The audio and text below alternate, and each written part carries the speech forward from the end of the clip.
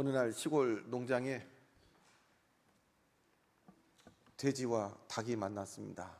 근데 돼지가 닭을 봤는데 세상 다 산 닭처럼 몹시 우울한 표정으로 닭이 지나가고 있는 겁니다.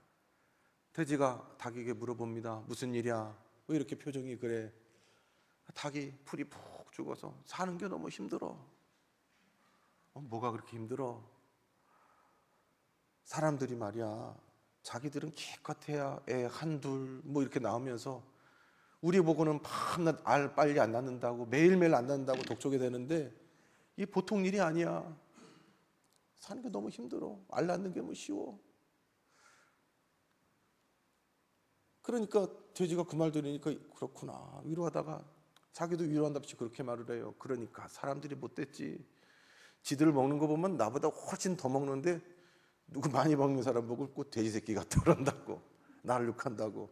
그렇게 우리 사람들 때문에 힘든 두 가축이 닭하고 돼지가 얘기를 하고 있는데 옆에서 소가 지나가다 그 얘기를 들었대요. 그러면서 소가 그러더래요. 그렇지, 사람들이 원래 그래. 내 젖을 그렇게 갖다 빨아도 어떤 놈 하나 나보고 엄마라고 하는 놈이 없어. 누가 지어낸 얘기인데 그 얘기를 보면서 문득 이 짐승들의 얘기를 하나님이 듣고 계신다라고 그러면 뭐라고 하실까? 하나님이 이렇게 말씀하진 않을까요? 인생들이 그렇게 나보고 아버지 아버지 하는데 이놈들이 나 닮은 구석이 없어. 아버지 대접을 해주지 않아. 나 닮은 구석이 없어. 내가 낫나 싶어. 근데 나보고 아버지 아버지 하는데 하는 것 보면 도대체 내 자식 같지가 않아. 내가 낳은 자식들 같지가 않아. 아마 하나님 탄식하지 않을까. 하나님의 형상대로 우리를 창조하시고 만드셨는데 우리가 하나님을 닮았다라고 그러면은 어디를 닮았을까요 도대체? 여러분, 우리끼리니까 한번 서로 좀 보면서 옆에 있는 분들 한번 보면서 이분이 어디가 하나님을 닮았을까? 어느 구석이 하나님을 닮았을까? 누가 뭘 닮았을까요? 혹 하나님을 닮은 구석이 있다라고 그러면 어떤 부분을 우리가 하나님을 닮았고 하나님은 우리의 어떤 모습을 보고 너 내가 만든 사람, 내 자녀 맞다. 너 나를 보고 아버지라고 부를 자격이 있다. 무엇을 보고 그랬을까요? 놀랍게도 그것은 거룩함입니다. 이스라엘 백성들이 애굽에서 종노릇 하다가 광야로 나온 후에 모세와 이렇게 하나님 대면하지요. 그러면서 시내산에서 언약을 하는데 나는 너희의 하나님이 될 거야. 너희는 내 백성이 될 거야. 그러면서 이스라엘 백성이 주신 말씀이 내가 거룩하니 너희도 거룩하라라고 말씀을 하세요. 거룩하라. 우리의 거룩한 모습을 보고 하나님이 그래도 내 자녀 맞다라고 말씀하시는 겁니다. 자, 이게 참 곤란합니다. 옆에 분을 보세요. 좀 거룩해 보이세요? 거룩해 보이십니까? 어느 부분이 거룩합니까? 도대체 거룩이 뭡니까? 거룩이 뭡니까? 뭐 캐톨릭 성당이나 뭐 이런 데 가면은 좀 예배당 분위기가 우리랑 완전 다르지요. 이 공간이 주는, 건물이 주는 압도하는 좀 엄숙한 힘이 있습니다. 문득 이런 느낌이 거룩함이 아닐까? 뭐 웅장한 막 파이프 오르간이 탁 깔리고 유리마다 스탠드 글라스가 있고 그 높은 천장이 높지 않습니까? 고딕 건물이 있고 아주 그냥 전통적인 그 예배당 의자도 있고 공간이 있고 앞에 또 이 사제들이 올라가는 공간은 아무나 못 올라가요. 따로 독립된 공간입니다. 그리고 뭐 요란하게 향도 피우면서 그런 느낌을 보면서 우리는 거룩이라고 할까요? 도대체 거룩이 뭘까요?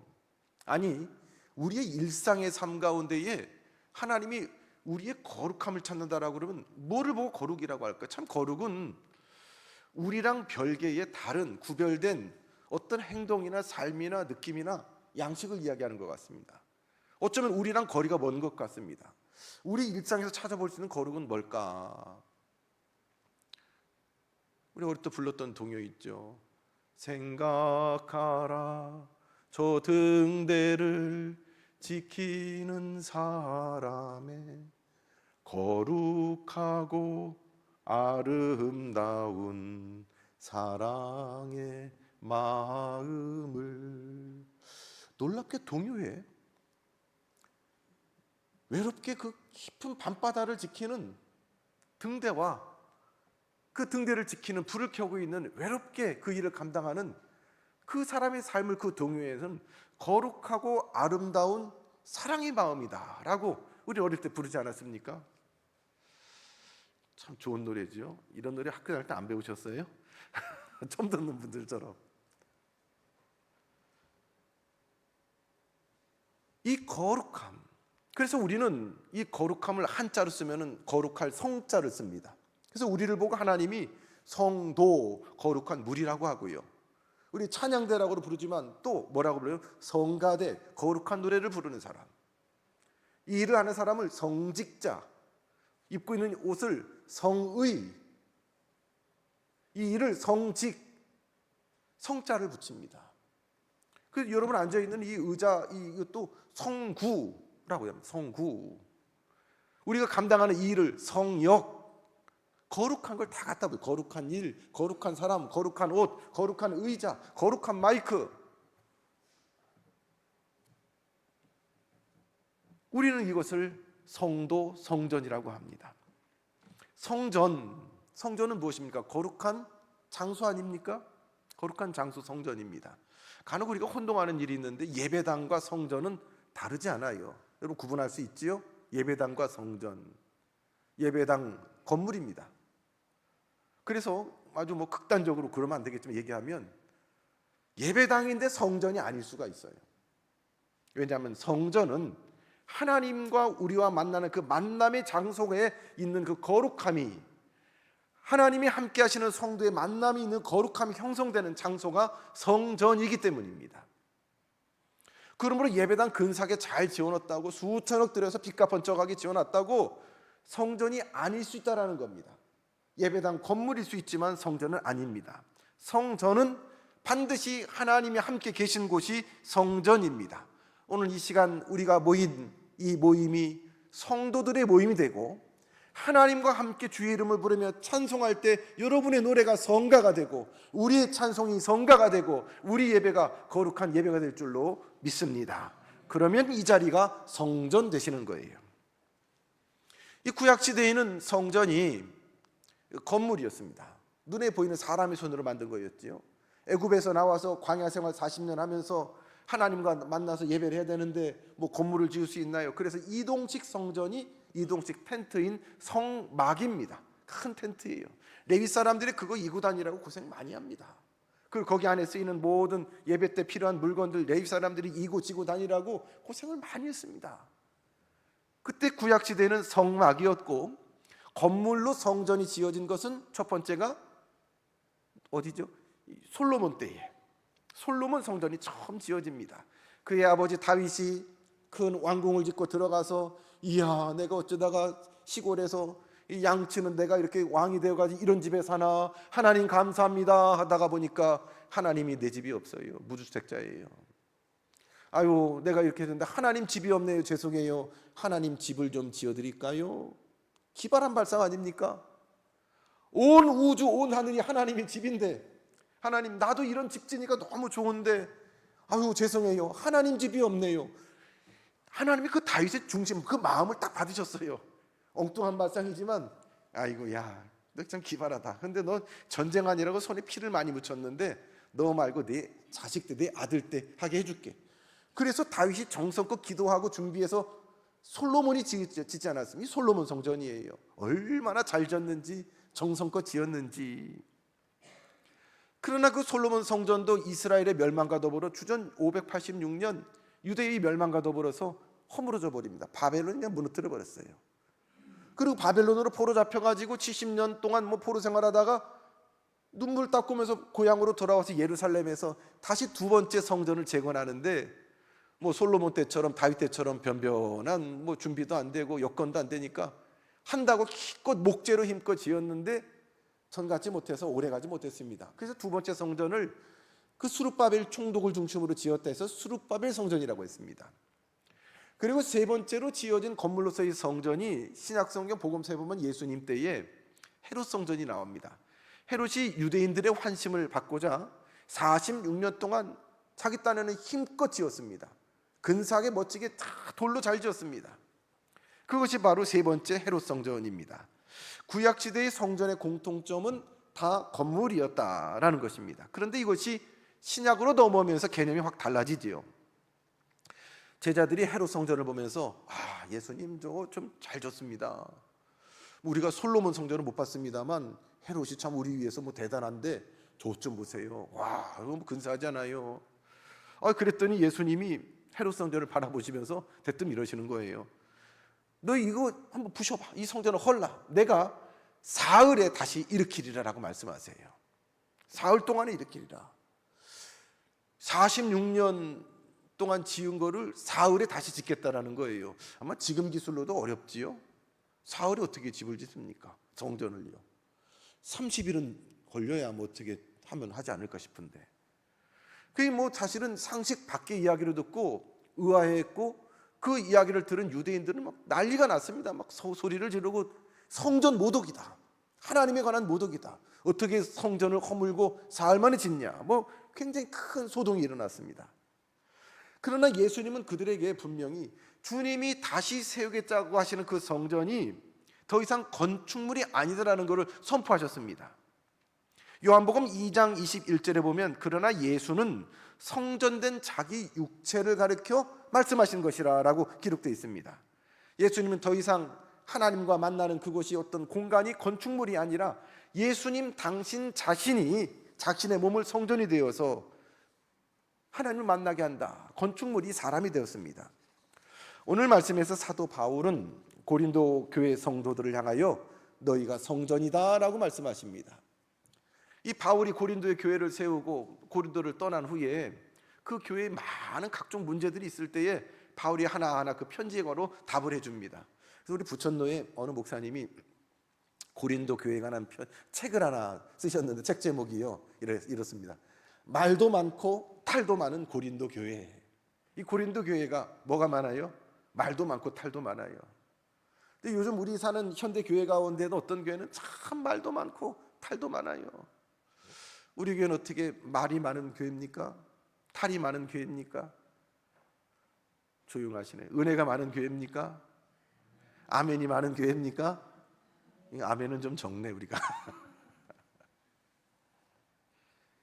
그 고린도 교인들을 향해서 바울이 편지를 보내는데 뭐를 엄중히 말하느냐? 3장 오늘 1절에 보면 너희가 하나님의 성전인 것과 하나님의 성령이 너희 안에 거하시는 것을 알지 못하느냐. 뭐 시끄러워요. 복잡해요. 이게 지금 교회 바뀐지 아닌지 모를 정도로 막 그냥 뭐 머리채만 잡고 아는 들 뿐이지 뭐 그냥 난리예요. 갈등하고 분쟁하고 서로 욕하고 고소하고 교인들끼리 이게 교회인가 싶을 정도로. 그러니까 바울이 그 고린 교회를 보면서 너희들 정신 차려. 너희 하나님의 성전이야. 하나님의 성전. 너희는 하나님의 성령이 그 안에 거하시는 하나님의 전인 것을 왜 그거를 잊어버렸느냐라고 책망하고 있습니다. 성도 한 사람 한 사람이 작게는 성전이라는 겁니다. 또 크게는 확장해 보면 모여있는 이 무리가 이 모임이 하나님의 성전이라는 것입니다. 왜냐하면 그들의 마음에 하나님의 임재하시기 때문입니다.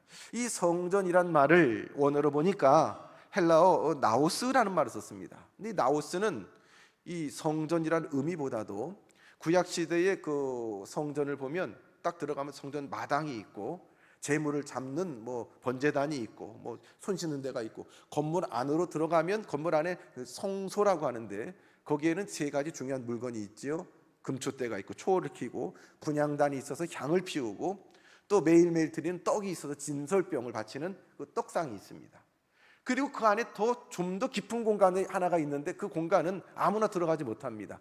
그것도 1년에 딱 한 번 대속죄일에 들어가는 대제사장이 있습니다. 대제사장이 그 안에 들어가는 공간이 있는데 그 공간을 우리는 속죄소, 지성소라고 합니다. 지성소. 이 지성소 안에는 뭐가 있을까요? 모세가 하나님께로부터 받은 법궤가 담겨져 있는 십계명이 담겨져 있는 법궤에 있죠. 법궤 혹은 성궤, 언약궤라고 합니다. 이거를 대제사장이 1년에 딱 한 번 가서 개인 기도하고 통성 기도하고 나오는 것이 아니라 그 자기 백성들이 지은 민족적 죄를 공동체적인 죄를 하나님 앞에 고백하고 용서를 받는 것이 바로 그 공간이고 역할이었습니다. 근데 아무나 그냥 들어가면 안 됐습니다. 이 대제사장도 옷을 입고 들어갈 때에 부정한 채로 들어가면, 죄 가운데 들어가면 죽임을 당했습니다. 굉장히 사실은 심각한 곳입니다. 그래서 들어가는 대제사장의 복장에는 두 가지 장치를 했는데, 옷깃에 옷술에 방울을 답니다. 그래서 움직일 때마다 딸랑딸랑 소리가 나고요. 또 하나의 장치는 그의 발에 끈을 묶어가지고 그 속죄소 밖으로 뺍니다. 그래서 이제 밖에서 들으면 이제 대제사장이 기도하면 딸랑딸랑 뭐 하다가 소리가 날 거 아닙니까? 그러면 아직 살아 있구만. 그러다가 방울 소리가 안 나요. 혹시나 싶어서 밖에서 부르겠죠. 저 대제사장님, 대제사장님 불러도 조용해요. 방울 소리도 안 나고 대꾸도 없어요. 아유, 갔구만. 밖에서 어떻게 해요? 이 시체를 끌어와야 되는데 못 들어가잖아요. 밖에서 연결된 끈으로, 발에 묶은 끈으로 끌어당겨서 시신을 끌어당겨 장사하는. 자, 다시 정리하면 너희가 하나님의 성전이다. 어디요? 하나님과 1대1로 대제사장이 만나는 지성소다. 아, 이거 심각합니다. 우리가 지성소쯤 되는데 이거는 대충 그냥 뭐 아무 생각 없이 덜렁덜렁 와가지고 들어갈 수 있는 게 아니에요. 잘못 들어가면 나도 망해요. 오늘 그 말씀을 주시잖아요. 왜 부담스럽게 우리 보고 성전이라는 겁니까? 왜 이렇게까지 우리를 기대하시는 겁니까?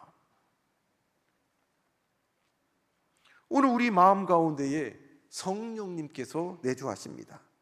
성령님께서 우리와 함께 하실 때는 잠깐 머물러 있다가 나가는, 뭐 잠깐 머무는, 영어로 하면 스테이 정도가 아닙니다. 우리가 어디 잠깐 머무는 어디 숙소를 요즘에 뭐 스테이라고도 하고 그러는데 뭐 하루 이틀 있다 떠나, 그게 아니에요. 1시간 정도 스테이 주님 머물다가 예배 끝 잘 가 하고 보내는 게 아니에요. 우리 안에 거하시면서 아예 사시는 거예요. 성도 여러분, 여러분 심령에 성령님의 음성이 들립니까? 성령님께서 여러분과 함께 하신 줄 믿을 수 있기를 바랍니다. 성령님을 모시고 살아가는, 예수 그리스도를 구주로 고백하며 모시고 살아가는 그 성도가 성전입니다. 지성소 안에 법궤의 말씀이 있고 대제사장이 들어갔던 것처럼 우리가 성전 될 때는 이 장소 우리가 거룩하게 구별되어야 될 줄로 믿습니다. 그러므로 우리가 거룩함을 잃어버린 것은 정말 치명적인 위험입니다. 거룩함을 상실한 교회, 거룩함을 상실한 성도, 이것만큼 위험한 것이 없습니다. 왜냐하면 거룩함을 잃어버린 그 교회와 성도를 하나님께서 멸하시기 때문입니다. 오늘 17절 말씀에 보면 누구든지 하나님의 성전을 더럽히면 하나님이 그 사람을 멸하시리라. 하나님의 성전은 거룩하니 너희도 그러하니라. 예, 아멘은 해야 되겠는데 참 사실 몹시 부담스러운 말씀입니다. 성전을 더럽히면, 성도가 성도의 삶과 행실을 잃어버리면 하나님이 판단하시고 멸하신대요. 하나님의 성전이 그러하니까 너희도 그래야 된다라는 하나님의 강력한 기대와 뜻이 이 말씀 안에 있습니다. 48년 전 우리 낙원교회를 이곳에 세우신 하나님의 크신 뜻은 많고 많은 교회 가운데에 근사한 교회, 남봄의 아름다운 교회, 우리 마음에 폼나는 교회가 아니라 하나님이 기뻐하시는 그 거룩함을 간직하고 있는 무리들, 그 사람들을 보기 위하여, 그 사람들의 예배를 받기 위해서 우리 교회를 이 자리에 세우신 줄로 믿습니다.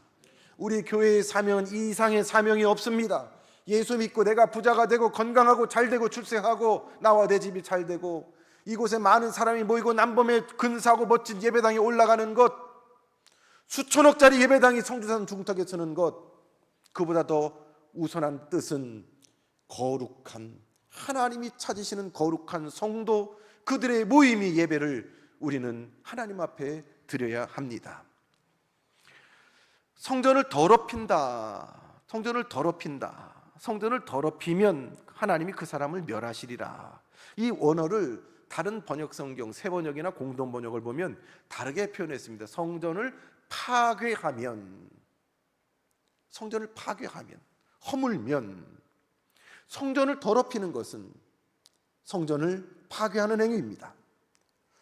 구약시대는 그 성전을 더럽히는 행위를 일체 용납하지 않았습니다. 근데 그 구약 시대에 이분들이 하나님 앞에 범죄했던 것 중에는 성전을 더럽혔는데 어떤 식으로 더럽혔느냐? 우상 숭배였습니다. 물론 밖에 있는 우상들을 가지고 예배당 안에서 놓지 않았습니다. 바알과 아세라를 성전 안에 놓지 않았습니다. 그런데 예배당 밖에서 바알과 아세라와 그들이 섬기던 그 온갖 신들을 섬기던 그 성도들이, 그 백성들이 아무런 구별 없이 또 예배당 안 성전에 들어와서 이방 신들에게 섬기던 그 양태 그 모양대로 거짓됨과 부도덕됨과 음란함으로 하나님을 우상화했다라는 겁니다. 이것이 성전을 더럽히는 성전 파괴 행위였습니다. 오늘 말씀의 배경이 되는 고린도라는 이 도시는, 고대 도시는 각종 우상들 신들의 집합소였습니다. 우리가 아는 고대 로마 그리스 신화에 나오는 많은 신들과 그 신전들이 그 고린도 안에 있었습니다. 그 신들은 인간보다 더 타락하고 부도덕한 신들이었는데, 여러분 들어보셨죠? 제우스 신, 올림푸스의 제왕인 제우스 신은 자기 형제들하고 작당해서 그의 아버지인 크로노스를 죽이고 권력을 찬탈한 부도덕한 불효자가 바로 이 제우스입니다.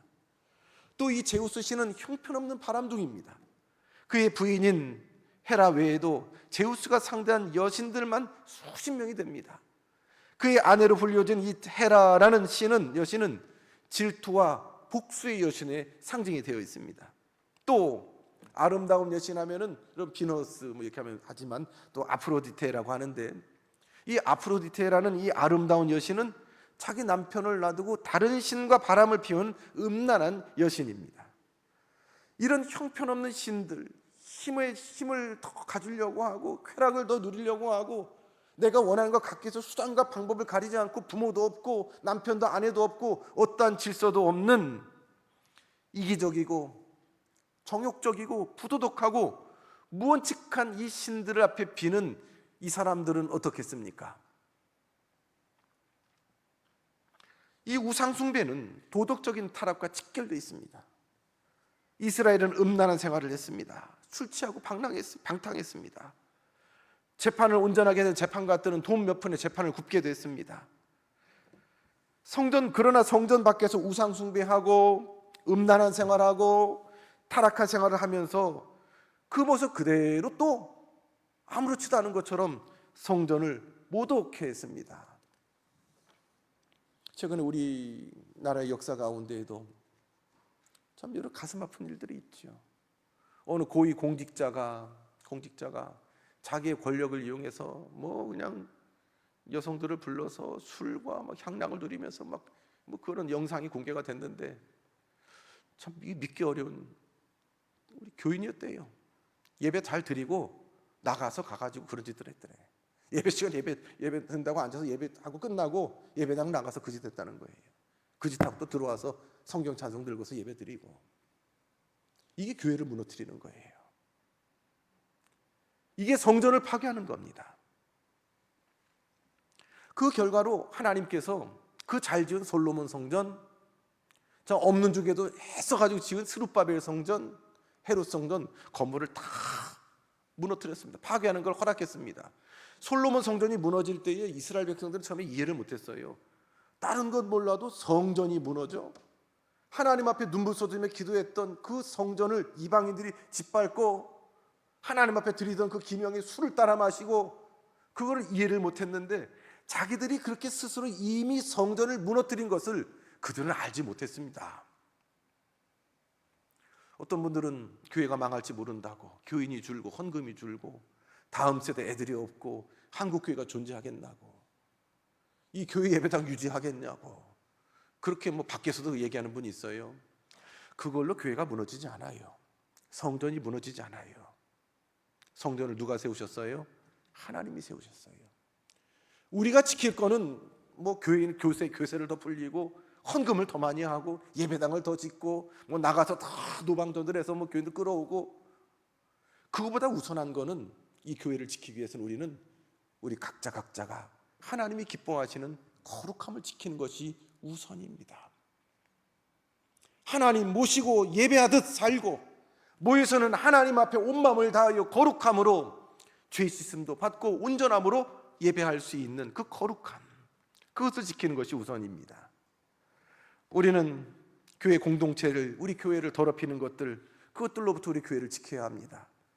이단적인 교훈, 잘못된 가르침이 교회에 들어오는 것을 우리는 막아야 합니다. 또한 우리 교회 안에 우리 성도들 간에 시기와 분쟁으로 성도를 회방하고 하나님 앞에 나가는 심령을 가로막는 것들로부터 우리는 우리 교회를 지켜야 합니다. 그것이 거룩함입니다. 또한 세상의 법과 세상의 풍속으로 세상의 질서를 가지고 와서 교회에 와서 이러쿵저러쿵 흘러가는 세상의 교회를 맡기는 것도 교회의 거룩함을 파괴하는 성전 파괴 행위입니다. 그런가 하면 우리 한 사람 한 사람이 하나님을 모시고 살아가는 성전으로 볼 때에 우리 각자의 거룩함을 훼손하는 것들이 있습니다. 그것은 하나님을 향한 불신입니다. 하나님을 향한 의심입니다. 믿음 없이 하나님 앞에 서 있는 우리의 모습들이 우리의 거룩함을 회방하기도 합니다. 부부간에도 남편과 아내가 신뢰를 잃어버리면 어떡합니까? 이 남자가 퇴근하고 왜 바로 안 오지? 이 시간인데 왜 안 오지? 우리 부인이 왜 이 시간에 집에 없지? 뭐 하는 거지? 그런 의심이 생기면 사람을 붙입니다. 이미 끝난 거예요. 그래서 야고보서 1장에 보면 오직 믿음으로 구하고 조금도 의심하지 말라. 우리의 거룩함을 위해서 우리는 하나님 앞에 하나님 믿음도 주시옵소서. 믿음도 주시옵소서. 우리가 알고 있는 지식과 경험과 상식을 넘어선 온전한 믿음이 아니고는 우리는 하나님 앞에 하나님을 아버지라고 부를 수가 없기 때문입니다. 믿음을 더 주시옵소서. 두 번째로 우리의 거룩함을 지키기 위해서는 우리 각자의 내 육체의 탐욕과 욕망을 제거해야 합니다. 골로새서 3장 5절에 보면 바울 사도는 탐심은 우상숭배다. 내 안에 내 멋대로 하고 싶은 거, 내 멋대로 그냥 하고 있는 이성의 욕망, 먹고 싶은 식욕도 우리 절제됩니다. 우리 욕심들, 본능적인 욕심들, 그 중에서도 우리가 자유로울 수 없는 것 중에 하나가 이 성적인 욕망입니다. 음란입니다. 성경에 보면 하나님의 역사를 보면 대부분 성적인 타락과 관련되어 있습니다. 교회와 성도가 사명을 잃어버릴 때는 성적인 타락이 반드시 연루되어 있습니다. 노아 시대의 홍수 심판도 이와 연관되어 있습니다. 소돔과 고모라가 유황과 불의 심판을 받은 것도 그 도시가 음란했습니다. 솔로몬이 이스라엘 왕국이 솔로몬 아들 때 둘로 나눈 것도 바로 이 때문입니다. 잘 나가던 다윗 왕이 중간에 무너지게 된 것도 바세바의 부적절한 성적인 문제 아닙니까? 이러한 우리들의 모습에 관해서 하나님은 원색적으로 말씀하십니다. 에레미야 2장 24절에 보면 너희가 광야에 익숙한 암나귀가 그 성욕이 동함으로 헐떡거림 같았도다. 그 성욕의 때에 누가 그것을 막으리요? 그들은 살찌고 두루다니는 순말같이 각기 이웃의 아내를 따라 부르짖는도다. 더 심각하게 에레미야 22장에 보면 내 가운데 자기 아비의 하체를 드러내는 자도 있었으며 혹은 그 이웃의 아내와 가증한 일을 행하였으며 혹은 그 며느리를 더럽혀 음행하였으며 내 가운데 혹은 그 자매 곧 아비의 딸과 규합하였으며 지금 상상하기도 불편한 그런 일들이 하나님의 백성들 가운데 자행되었습니다. 오늘 바울이 편지를 쓰고 있는 이 고린도, 말도 많고 탈도 많은 고린도, 이 도시는 성매매, 특히 그 이방 우상들에게 제사할 때에 이 성매매, 매춘, 매음의 소굴이 바로 이 고린도였습니다. 이것은 우상 숭배와 다르지 않습니다. 이 성매매를 하고 있는 이 여성들이 어디에 주로 있느냐? 따로 모이는 것이 아니라 이 우상 숭배하는 이 우상들과 더불어 제사하는 행위가 집단 난잡한 그 성행위로 연결되었습니다. 그 재물을 가지고 돈을 가지고 재물을 가지고 가서 그들 앞에 우상 재물을 드리고 난잡하게 그냥 이게 뭔지도 모를 아주 그냥 혼란하고 난잡한 집단 성적인 행위들이 이루어졌습니다. 이게 사람인지 이게 짐승인지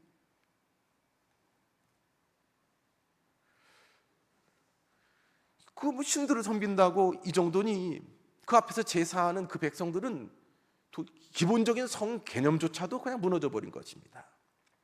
또한 우리의 거룩함을 회방하는 것 중에 하나는 물질에 관한 탐욕입니다. 돈을 사랑하면 일만하게 부리라고 말하지 않습니까?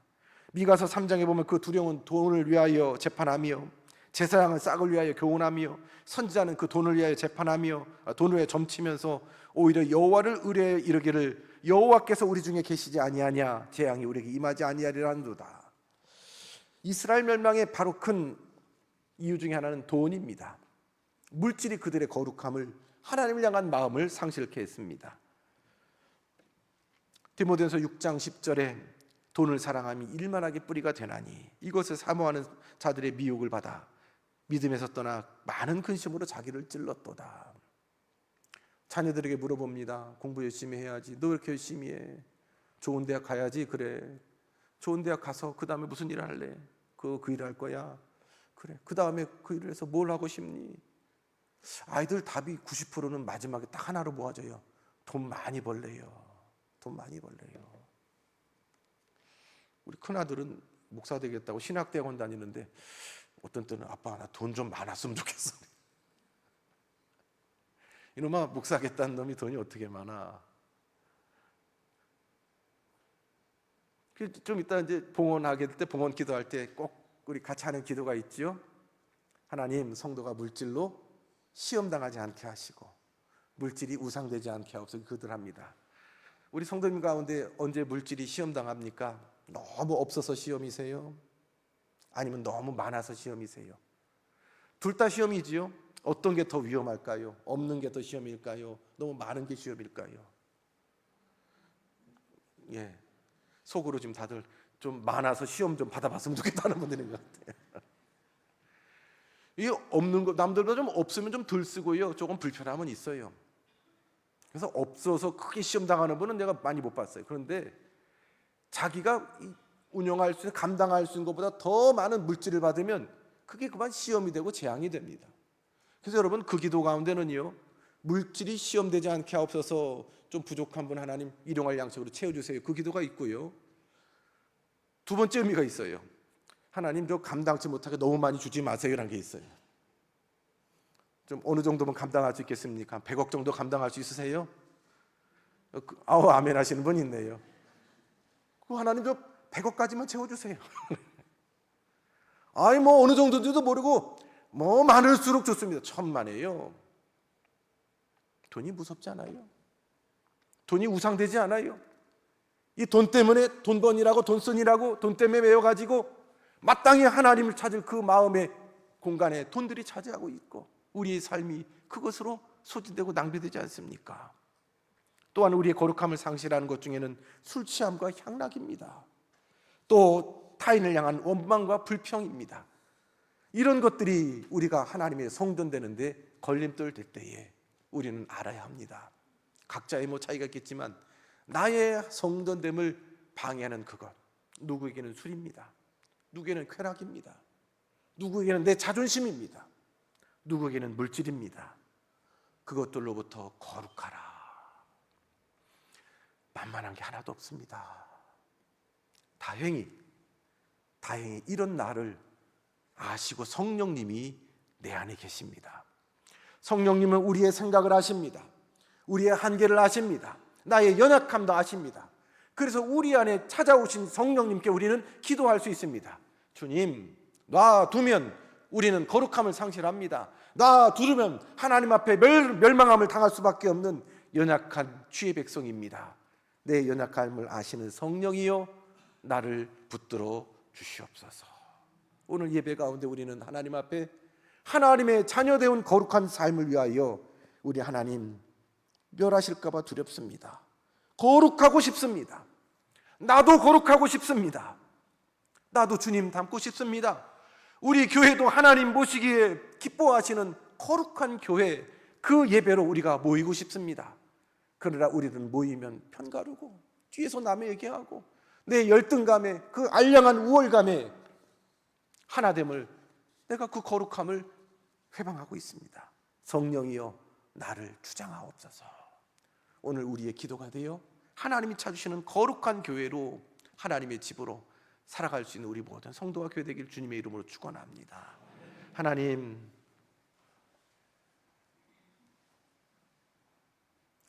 나를 보실 때, 우리를 보실 때 하나님이 찾으시는 그 거룩한 모습이 주님 앞에 보여지게 하옵소서. 연약한 내 모습 가운데도 주님 생각해서, 하나님이 나를 사랑하실 것 생각해서 나도 하나님처럼 용서하고 하나님처럼 말하고 하나님처럼 손해보고 하나님처럼 우리 예수님처럼 먼저 손 내밀어 살 수 있는 거룩한 심령과 삶을 은혜로 허락하옵소서. 예수님 이름으로 기도드리옵나이다. 아멘.